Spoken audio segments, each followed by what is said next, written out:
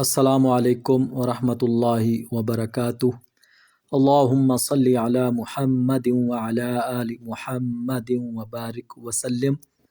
رمضان المبارک کا پہلا عشرہ ہم سے جدا ہوا، دوسرا عشرہ شروع ہو چکا ہے۔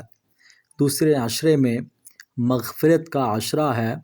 اس عشرے میں جتنا ہو سکے استغفار کریں، دعا مانگیں، اپنی گناہوں سے توبہ کریں۔ دوسرے عشرے کی دعا: استغفر اللہ ربی من کل ذنب واتوب الیہ۔ ترجمہ: میں اللہ سے تمام گناہوں کی بخشش مانگتا یا مانگتی ہوں جو میرا پروردگار ہے، میرا رب ہے، اور اسی کی طرف رجوع کرتا یا کرتی ہوں۔